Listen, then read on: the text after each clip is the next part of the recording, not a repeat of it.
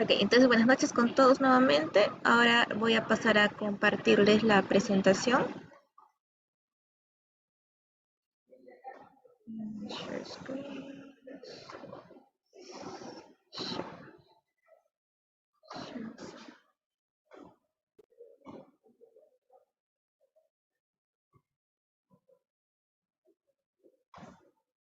Ok, bueno, me presento, soy R2 de Cirugía General, mi nombre es Bianca Arapa Carvajal.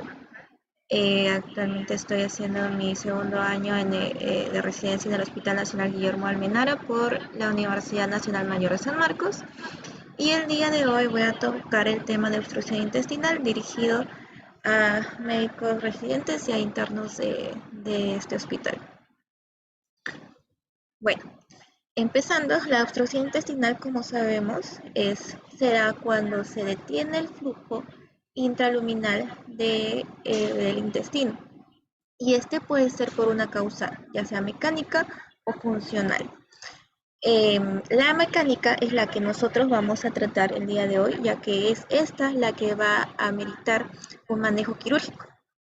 Y acá nos vamos a enfocar sobre todo en el intestino delgado, que es el que está involucrado en esta causa en el 80% de los casos. Ahora, en general, en la obstrucción intestinal, la etiología más frecuente es la formación de vías y adherencias. Este va a representar el 60 al 70%, 75% de los casos, seguido de neoplasias, un 13 a un 20%, y después siguen las hernias en 2 a 15%. Esto también depende mucho de la historia del paciente, de sus antecedentes. Si es un paciente que nunca ha tenido cirugías previas, no vamos a pensar en adherencias.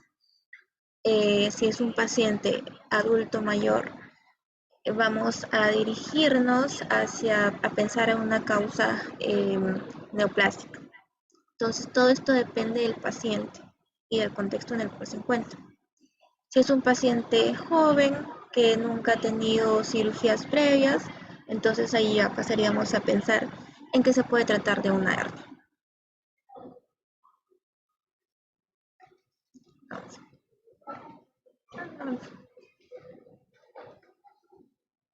A ver, un ratito, creo que mi conexión se... Un segundo.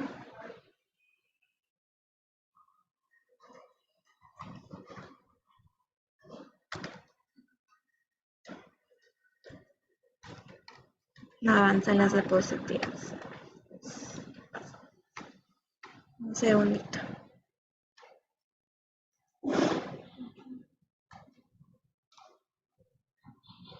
So, ahí está.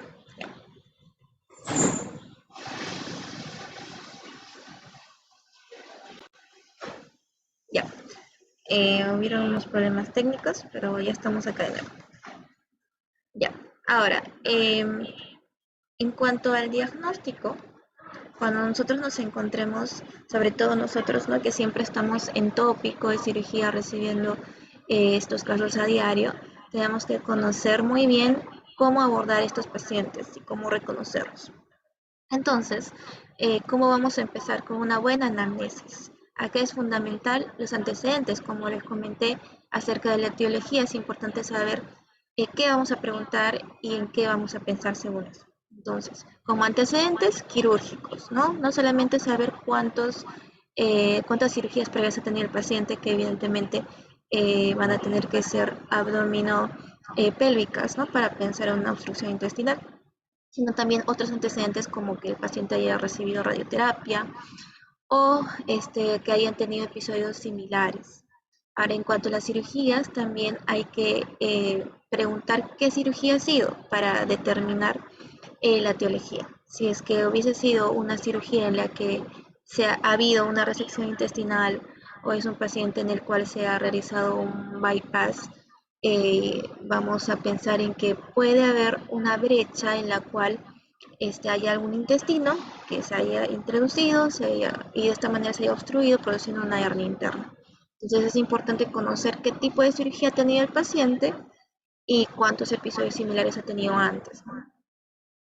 Ya que según esto también podemos pensar en vías de adherencia, que es la causa más frecuente. Ahora, siguiendo ya más a los signos o síntomas, vamos a preguntar cómo es el dolor. Todas las características que nosotros por semiología conocemos, pero en este caso es un dolor característico, es un dolor intermitente, un dolor tipo cólico, producido por el aumento del peristaltismo, producido por la obstrucción, ¿no? Mecánica que está eh, provocando que el intestino luche para poder vencer esa interrupción. Entonces eso va a aumentar el peristaltismo y va a generar el dolor tipo cólico, y como sabemos también va a generar ruidos hidroaéreos tipo metálicos, ¿no? Y aumentados en un inicio. Ya cuando a este paciente se complica, pasan las horas, el dolor ya no va a ser intermitente, sino se va a volver en un dolor continuo, ¿no? Cuando ya hay compromiso vascular, cuando ya empieza a haber isquemia y con una posterior necrosis del intestino. Evidentemente, como hay una obstrucción intestinal, se va a detener el paso de los líquidos, de los gases, por lo cual va a haber distensión abdominal. Además de eso puede producir también náuseas que pueden llegar a los vómitos o no. Eso depende mucho del nivel de obstrucción del paciente. Si es un nivel alto, entonces van a haber no solamente náuseas, sino que también van a llegar a los vómitos. Lo mismo o similar razonamiento tenemos con las deposiciones, ¿no? Pueden haber o no deposiciones. ¿Y esto cómo lo entendemos? Uno, porque pueden haber diarreas cuando el peristaltismo aumenta, y distal a la obstrucción pueden haber todavía contenido fecal que va a ser eliminado por el aumento del peristaltismo. Entonces, sí, inicialmente pueden haber diarreas y eso no nos tiene que alejar o hacer dudar de nuestro diagnóstico. Eso es parte de la anamnesis, ¿no? Es fundamental saber el tipo de cirugía, cuántas cirugías tenía el paciente, el tipo de dolor, bueno, la distensión, náuseas y ausencia o no de deposiciones. Ahora, en cuanto al examen físico, vamos a primero empezar con las funciones vitales, determinar si es que este paciente tiene algún signo de sepsis, si es que tiene fiebre, si es que está taquicárdico. Todo esto apuntando al manejo que vamos a comentar dentro de un rato, ¿no? Evaluar signos de peritonitis y bueno, y posteriormente hacer el diagnóstico diferencial. Ya obtenida nuestra anamnesis y nuestro examen físico con la sospecha de obstrucción intestinal, vamos a seguir con nuestros exámenes auxiliares. Vamos a pedir hemograma para ver si es que hay leucocitosis. Vamos a pedir AGA y electrolitos. Y del AGA vamos a sacar bastantes datos. Vamos a ver si es que se ha producido algún tipo de acidosis. Vamos a ver el lactato, que está relacionado con la perfusión de las heces intestinales. Nosotros sabemos que si hay un lactato elevado, vamos a pensar en que ya no está habiendo una adecuada perfusión del tejido y por lo tanto estamos pasando de una respiración celular aeróbica a una anaeróbica, que es la que produce el lactato. Entonces, Si nosotros vemos que hay una acidosis en nuestro AGA y vemos que hay un anion gap elevado y además el lactato elevado, entonces vamos a asumir y vamos a pensar que está haciendo esta la causa, que la causa puede estar haciendo la hipoperfusión del tejido que está sufriendo por la causa obstructiva. Bueno, un PCR elevado también puede haber, y acá también vemos la parte del compromiso del paciente, ¿no? Si es que ya hay sumado nuestros signos, si hemos visto que es un abdomen muy extendido, que no es depresible, bueno, que en general tiene signos peritoneales con leucocitosis PCR, entonces vamos a pensar que es una paciente que ya se está complicando, ¿no? O si es que vemos un lactato elevado, vamos a pensar que es un paciente que ya está yendo hacia la isquemia. Todo esto es importante reconocerlo porque un paciente complicado va a ir de frente a una cirugía, como ya la vamos a comentar en el manejo. Ahora, en cuanto a las imágenes, sabemos y todos hemos aprendido que primero se toma una radiografía de abdomen de pie, ¿no? Donde se ven niveles hidroaéreos, asas intestinales dilatadas, y bueno, lo voy a enseñar mejor en unas imágenes. Pero ya diferentes estudios han dicho que incluso si es que nuestra sospecha es fuerte, e incluso es mucho mejor pedir una tomografía si es que está dentro de nuestras posibilidades, ya que la tomografía vamos a poder evidenciar todos estos signos que he comentado y además vamos a poder determinar la causa de la obstrucción y así poder dirigir mejor nuestro manejo. Entonces, esta es la base de, bueno, es una imagen bastante dinámica para poder entender cómo vamos a interpretar las imágenes, ¿no? Ya sea la radiografía o la tomografía. Nosotros vemos acá en la imagen, hay un punto de obstrucción, ya sea extrínseco o intrínseco, el punto de obstrucción está a este nivel donde está la flecha blanca. Proximal a ello se van a acumular todos los gases, los líquidos y va a producir la dilatación de esa asa intestinal. Distal a ello va a haber un colapso, ¿no? Porque sabemos que ya no pasa ningún tipo de contenido. Y esto es básico para poder determinar o evaluar las imágenes que vamos a pedir. Y acá viene esto más dinámico. Acá vemos una radiografía, como sabemos la radiografía se pide de pie, una radiografía de abdomen de pie.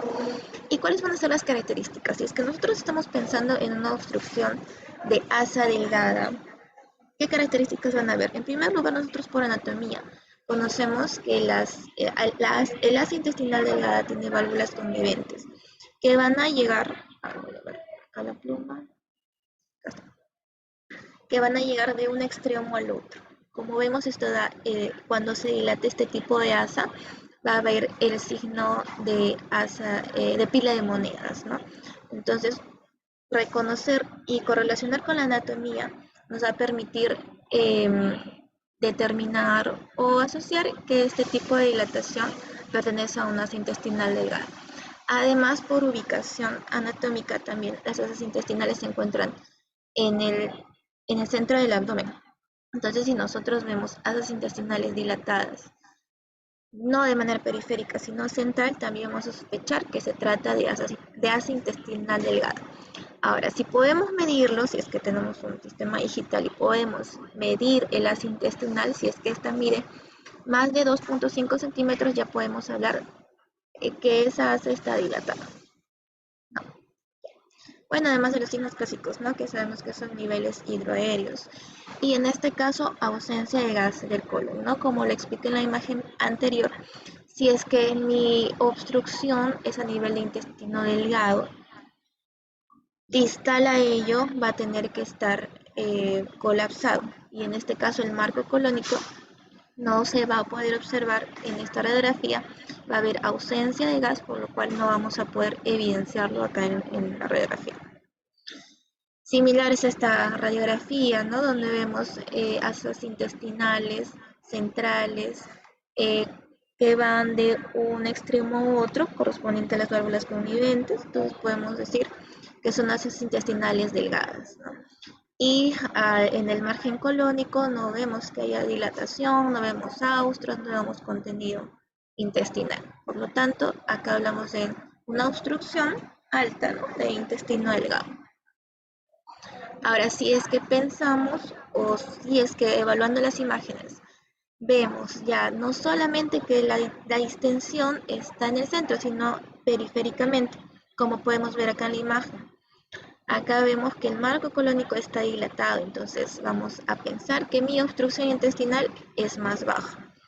Y como podemos ver acá en la imagen de la izquierda, a la izquierda de su pantalla, vamos a ver que se ve el ciego, se ve el colon ascendente, bueno, todo el marco colónico menos la parte del signo.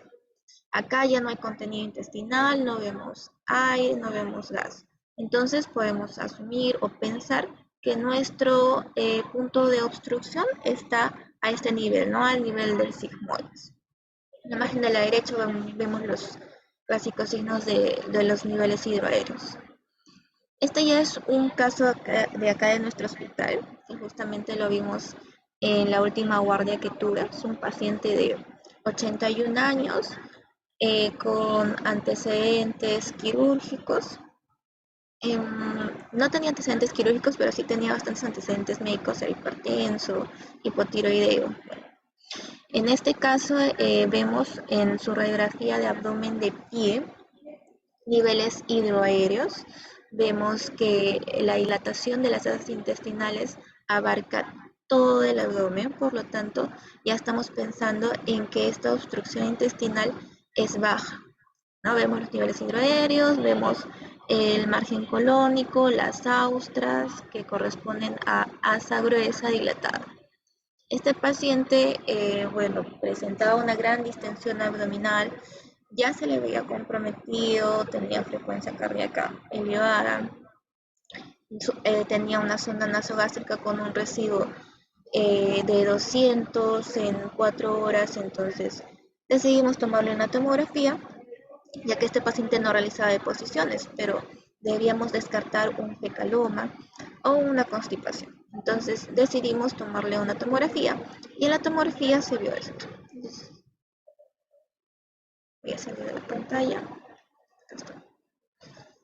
En la primera imagen de la izquierda es una imagen coronal que correspondiente también a la radiografía. Vemos que la dilatación es en todo el abdomen, ¿no? Es tanto en asas delgadas como en asas gruesas. Entonces vemos en el margen derecho el asa colónica ascendente dilatada, hacia la izquierda de igual manera. Vemos que tiene bastante contenido fecal, pero ya en la siguiente imagen vamos a poder apreciar mejor.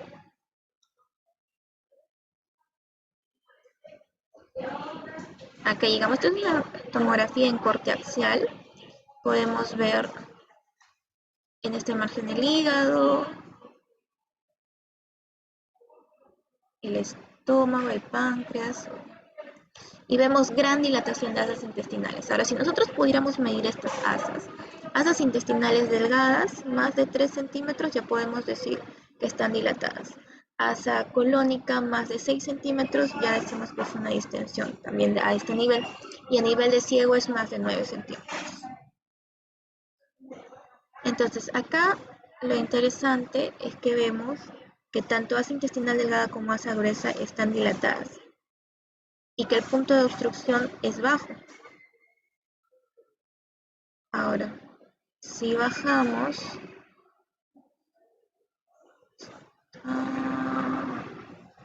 acá está, ya. Vemos que esta es una asa intestinal gruesa y si vamos bajando,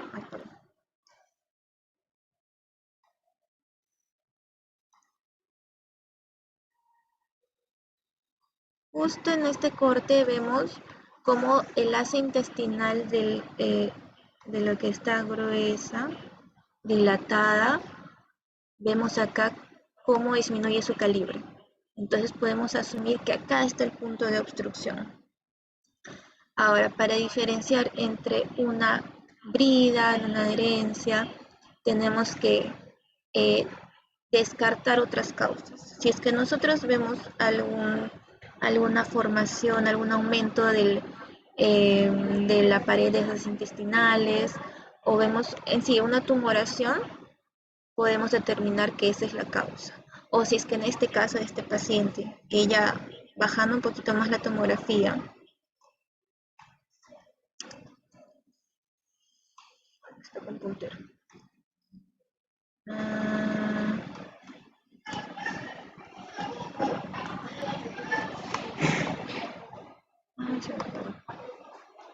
A ver, acá está.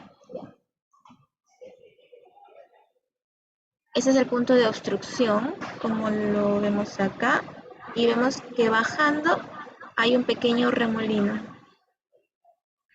Ese remolino indica que hay una torsión de las intestinales. Y justamente este paciente, cuando se entró a sala, se evidenció que era un módulo de sigmoides, rotado en 170 grados. Ahora, si hubiera una tumoración, se evidenciaría acá en la tomografía. Entonces, nosotros descartando engrosamientos de paredes, vólvulos, nosotros, si es que no vemos ninguna de esas causas, vamos a pensar en que se trata de vías de adherencias. Pero en este caso, el paciente no tenía antecedentes quirúrgicos. Similar, bueno, comparando con esta paciente, la paciente mujer de 75 años que sí tenía bastantes antecedentes quirúrgicos, que también vino por distensión abdominal, náuseas, vómitos, pero que a diferencia del anterior paciente no se pudo evidenciar la causa de la obstrucción, pero sí se veía el punto de colapso, que está ahí.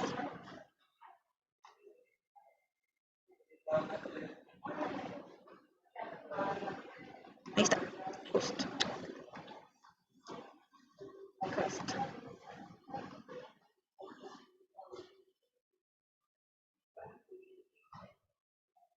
No sé por qué eso pasa.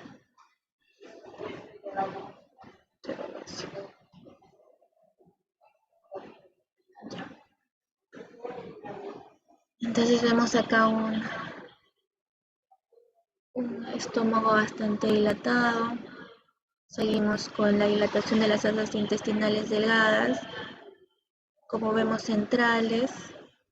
Hacia afuera el colon, lo que corresponde al colon se encuentra dilatado. Y justamente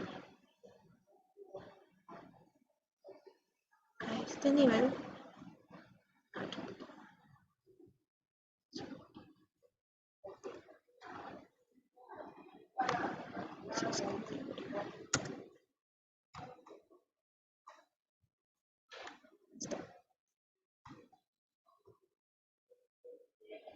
allí se ve el colapso. Si seguimos el asa intestinal que está justo en el centro, vemos como hay un punto de colapso, justo ahí.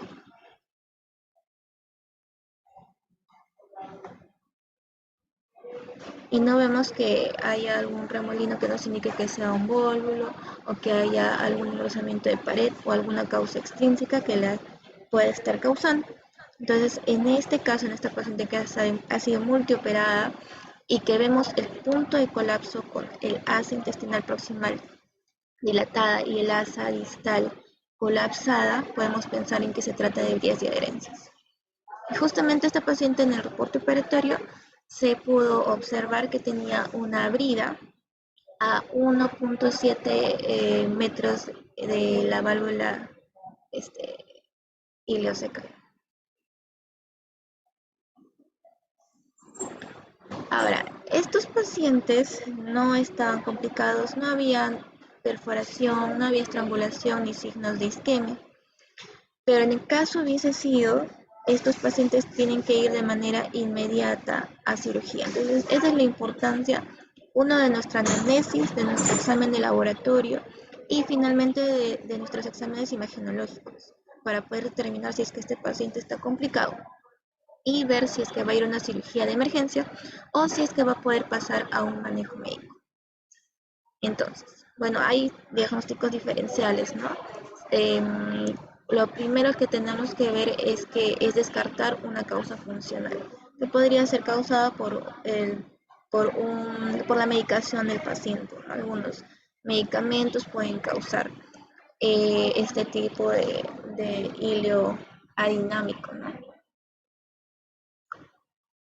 Ahora, el manejo, eso es en lo que más me quería enfocar. Una vez hecho nuestro diagnóstico, si hemos visto que el paciente, contando con todos sus antecedentes, es un paciente en el que tenemos una fuerte sospecha de que está eh, complicado, o si es que vemos una causa muy evidente de obstrucción intestinal, que puede ser una tumoración, bueno, ya sea un vólvulo, que decimos este paciente no va a resolver, tiene una obstrucción intestinal completa, ya que hemos visto el punto de obstrucción con una subproximal dilatada y una colapsada, va a ir directamente a cirugía. Pero si nosotros sospechamos fuertemente de que se trate de un cuadro de vías de adherencias, podemos darle el chance de hacer un manejo médico. Entonces, esto va a ser lo primero que debemos discernir. Si es que es un paciente con un cuadro de vías de adherencias, que podemos manejarlo inicialmente con todo lo que voy a mencionar, o tiene que ir hacia un manejo quirúrgico. Entonces, si descartamos que haya signos de peritonitis, estrangulación, isquemia o una obstrucción intestinal completa, podemos pasar a este manejo médico, ¿no? Entonces, primordialmente tenemos que descomprimir ese estómago, ¿no? Tenemos que poner al paciente en NPO, luego asegurarnos de una buena vía endovenosa, porque sabemos que este paciente va a tener un grave trastorno hidroelectrolítico, tenemos que reanimarlo con fluidos, corregir las alteraciones hidroelectrolíticas según nos haya salido nuestro AGA y electrolitos. Bueno, acá de rutina sí ponemos a todos los pacientes sonda vesical para poder tener un balance hidroelectrolítico estricto. Y bueno, después de eso, nosotros, bueno, y según las guías, podemos darle un manejo en observación de hasta 72 horas. No hay un consenso específico, algunos dicen de 3 a 5 días, pero en general lo que nosotros acatamos es que podemos mantener este paciente con este manejo no quirúrgico hasta 72 horas. En esas 72 horas nosotros tenemos que ir evaluando constantemente a nuestro paciente, tenemos que cuantificar el residuo gástrico, tenemos que evaluar los signos y síntomas que nos podrían estar indicando que este paciente se está yendo a una complicación. También son importantes los exámenes de laboratorio, sobre todo el AGA y electrolitos, para evaluar el lactato, la alteración hidroelectrolítica. Y en base a eso nosotros determinar si es que este paciente está respondiendo adecuadamente o reconocer rápidamente si es que va a necesitar de una cirugía. Entonces, como le dije, las guías no hay un consenso, pero sí, bueno, lo que sugieren es esperar hasta 72 horas con este manejo. Si es que nosotros vemos que nuestro residuo gástrico no está disminuyendo, la distensión abdominal continúa, el paciente sigue con dolor o incluso empeora, o vemos que nuestro lactato está aumentando, que nuestro hemograma está y nuestro PCR está aumentando, entonces nosotros vamos a decir que este paciente no está yendo bien y tenemos que ir hacia allá, hacia el manejo quirúrgico, ¿no? Entonces el manejo quirúrgico, no vamos a esperar dar estas 72 horas si es que sospechamos de peritonitis, isquemia intestinal, estrangulamiento, si es que es una hernia estrangulada, si es que es irreductible. Y bueno, ahora, ¿cuál va a ser la conducta? Tenemos dos conductas por las cuales elegir, la laparotomía exploratoria o la laparoscopía. Nosotros en general sabemos que una laparoscopía no la vamos a poder hacer en pacientes que se encuentren muy inestables. Pero sí hay, bueno, como en general sabemos, tiene ciertos beneficios, ¿no? Y según la guía de Boloña, ¿qué nos dice? Que este va a generar menos adherencias, en el futuro va a formar menos adherencias. Vamos a tener una evolución del paciente más rápida, va a reducirse el dolor postoperatorio, la estancia hospitalaria va a ser más corta, ¿no? Pero este tipo de pacientes hay que seleccionarlos de manera muy cuidadosa, ya que el riesgo también de lesionar una víscera mediante la colocación de trocars es más alta, ¿no? La laparotomía exploratoria ya va a ser en un paciente en el que decidamos ir de inmediato a cirugía, un paciente que esté inestable, que presente todos estas sospechas diagnósticas, ¿no? Que ya las mencioné: peritonitis, isquemia intestinal, estrangulamiento.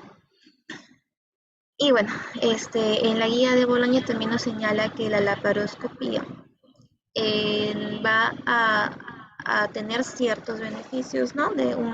Y nos va a también a llevar hacia un tratamiento más exitoso cuando el paciente tenga menos de 2 laparotomías, cuando la apendicectomía sea la única operación en el paciente sin una incisión de laparotomía previa, o solo haya una banda adhesiva.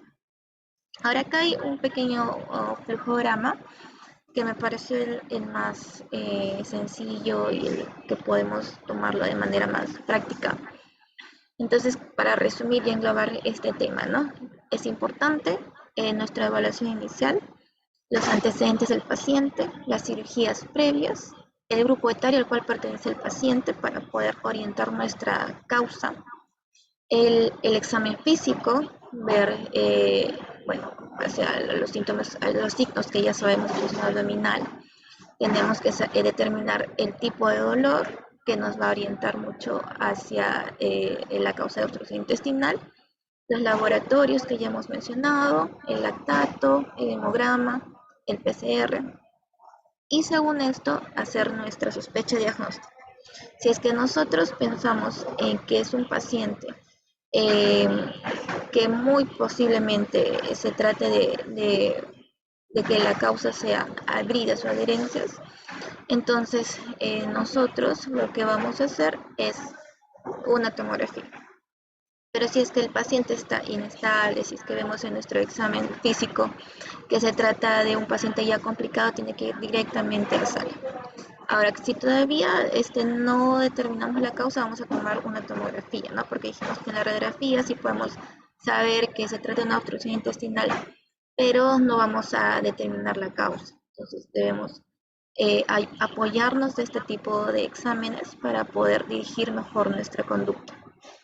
Entonces la tomografía idealmente debe ser con contraste, y esto es lo que nos va a permitir poder caracterizar mejor el tipo de causa de la obstrucción. Como le dije, puede ser una neoplasia, una tumoración en general, puede ser que se trate de un vólvulo, y esto es mejor evidenciable con una tomografía con contraste.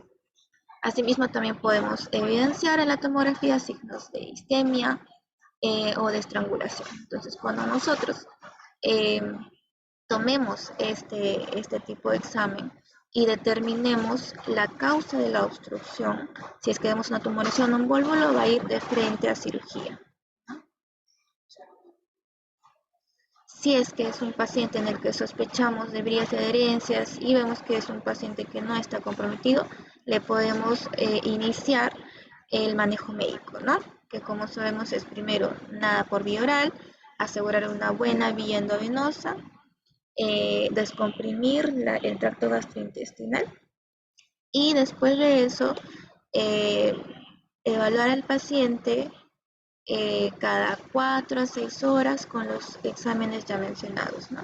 Si es que el paciente en el transcurso de este tiempo presenta una mejoría, entonces vamos a poder progresivamente, si es que el residuo gástrico lo permite, iniciar una tolerancia oral, y de esa manera hacer que el paciente llegue hasta una adecuada condición para poder reiniciar ya totalmente la vía oral y dar de alta a este paciente. Pero si es que este paciente tiene residuos gástricos permanentemente elevados, si es que mi lactato se incrementa con el transcurso de mis exámenes de control, PCR elevado, un hemograma elevado, y vemos que el dolor ya no es intermitente sino es continuo, entonces ya tenemos que considerar que este manejo médico ha fracasado y tenemos que ir ya y considerar una cirugía,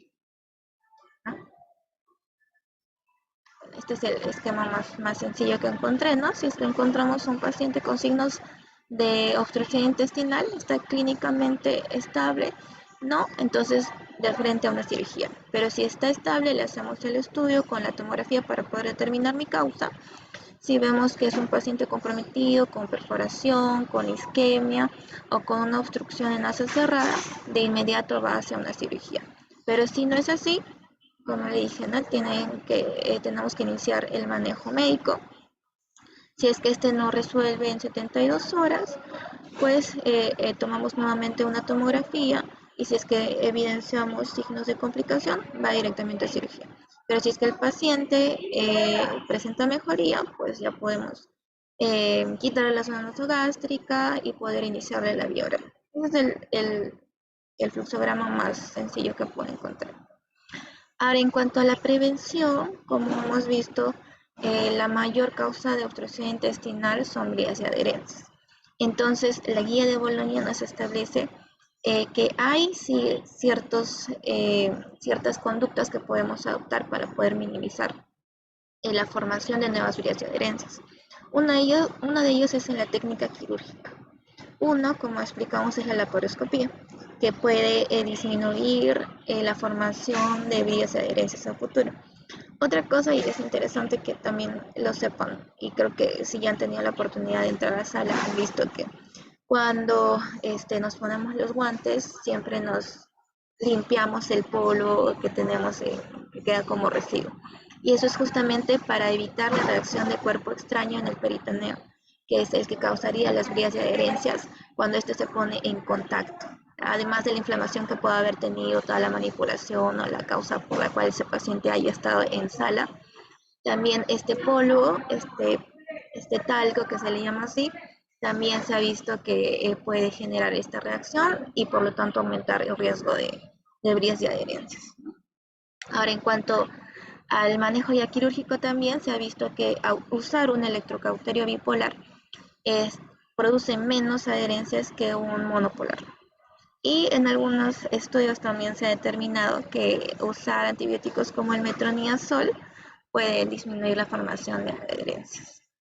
Ahora también hay otros métodos más específicos como usar barreras de adherencia, membranas sólidas, geles y líquido de hialuronato de carboximetilcelulosa, que se usa en cirugía de colon, pero acá en el hospital no se usa realmente, pero sí está indicado en la literatura. Bueno, eso es en general una vista, creo que es importante reconocer los signos y síntomas y además acá en el hospital nosotros tenemos la facilidad de tener tomografías que tienen que ser correctamente indicadas, pero cuando las tenemos que saber aprovecharlas. Entonces creo que reconociendo bien estos patrones, sobre todo teniendo en mente que mi punto de obstrucción me va a causar una dilatación proximal y hacia distal va a haber un colapso, nosotros ahí vamos a entender que es una obstrucción intestinal total y que ese paciente tiene que ir a cirugía. Si no es así, nosotros, como ya lo hemos visto en el fluxograma también, si es que es un paciente estable, puede empezar un manejo médico, ¿no? Sobre todo por los antecedentes. Si sospechamos de vías y adherencias, podemos iniciar este manejo. Si no, de frente a cirugía. Y ya cuando tengamos a nuestro paciente en nuestro manejo médico, ya sabemos que tenemos que iniciarlo con una zona nasogástrica, nada por vía oral, asegurarnos una buena vía endovenosa para poder eh, tener una adecuada hidratación de este paciente que nos va a hacer trastornos hidroelectrolíticos. Monitorizar a este paciente constantemente para determinar en el periodo de 3 días si es que este paciente está yendo bien para poder iniciar la vía oral o si es que por el contrario está aumentando mis residuos gástricos, el dolor está aumentando, mis funciones vitales están alteradas. Eso ya me estaría diciendo que el paciente no está yendo bien y que ya tenemos que reevaluarlo con una tomografía y si es que los hallazgos me dicen que este paciente se está complicando, tiene que ir de frente a sala. Entonces, en general, hay que tener ese concepto para poder manejar ya sea en cualquier institución creo que vamos a tener que saber reconocer este tipo de cuadros que es bastante frecuente, ¿no? Creo que por lo menos en nuestra emergencia lo vemos muy frecuentemente. Creo que eso sería todo. Si es que hubiera una pregunta a la cual pudiera responderles.